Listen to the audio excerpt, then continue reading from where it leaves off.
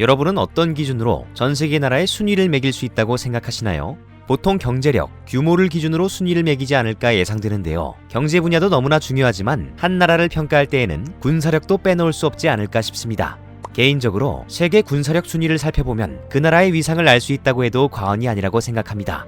매년 글로벌 파이어 파워는 각 나라 군사력에 관한 순위를 매겨 공개하고 있는데요. 글로벌 파이어 파워는 GDP와 인구수, 보유 병력, 무기 현황 등 다양한 요소들을 합쳐 계산한 결과이기도 하고, 국민이라면 자신의 나라가 어느 정도 국방력을 가지고 있는지 궁금할 수밖에 없기 때문에 많은 사람들의 관심을 받고 있습니다. 지난해에는 미국, 러시아, 중국이 차례대로 1, 2, 3위를 차지했고, 일본은 6위, 한국은 8위를 차지했는데요. 올해도 1, 2, 3위는 부동인 것으로 밝혀졌으며, 일본은 한 단계 올라 5위, 한국은 2계단 올라 6위를 차지했습니다. 여전히 일본의 뒤에 위치하고 있다는 점이 많이 아쉬울 수밖에 없었지만, 영국과 프랑스를 밀어내고 글로벌 파이어 파워 군사력 순위 6위를 차지했다고 하니 굉장히 뿌듯했습니다. 참고로 이 순위에는 한국의 최근 미사일 전력이 반영되지 않았다고 하는데요. 한국은 현무3 미사일을 선보인 바 있습니다. 현무3은 사거리가 3000km에 달하며 높은 명중률로 중국과 일본의 심장부는 물론 동남아까지 중심 타격할 수 있습니다. 올해는 현무4 탄도미사일로 국산 미사일 시리즈 끝판왕을 선보이기도 했죠. 핵폭탄의 위력에 버금가는 탄도 중량 2톤의 현무4 탄도미사일을 서해상공으로 힘차게 발사시켜 세계를 깜짝 놀라게 만들었습니다. 현무4는 세계에서 비슷한 사례를 찾아보기 어려워 괴물 미사일로 불리웁니다. 만일 이것까지 반영이 되었다면 일본을 앞설 수도 있지 않았을까 싶어 조금 아쉽습니다. 내년에는 일본을 추월했다는 소식을 전해드릴 수 있었으면 좋겠네요. 어쨌든 한국이 글로벌 파이어 파워 군사력 순위 6위에 올랐다는 소식이 전해지며, 최근 미국 정보기관의 분석이 다시금 화제가 되고 있습니다. 미국 정보기관의 분석은 지난해 발표되었는데요. 분석 내용의 제목은 한국군 야수 모드로 전환이었습니다.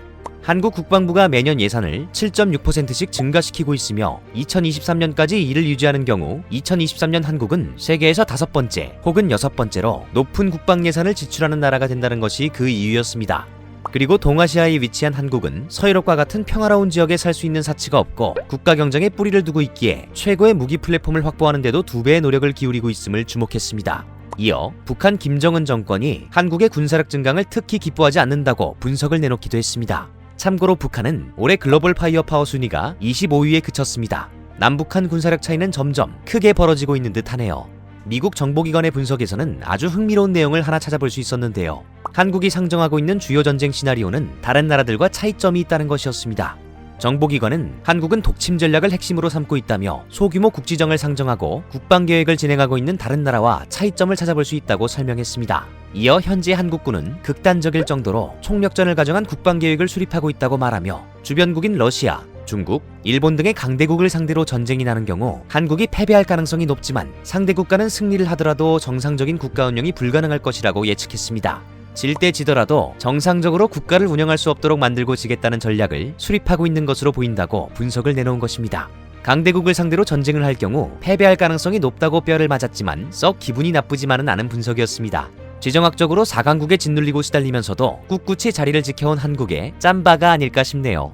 개인적으로 일본에게만큼은 지지 않을 것이라는 자신감이 있지만, 아니 지면 안 된다는 생각이 있지만, 혹여나 지게 되는 상황이 오더라도 혼자 죽지 않는 물귀신 작전이라고 생각해 볼 수 있을 것 같습니다. 참 흥미로운 분석 결과였습니다. 군사안보 정책을 입안할 때 한국만큼 주변국의 눈치를 봐야 하는 나라가 또 있을까요? 북한의 탄도미사일이라는 위협 앞에서도 한국에서는 사드 배치가 큰 사회적 논란거리로 떠올랐습니다.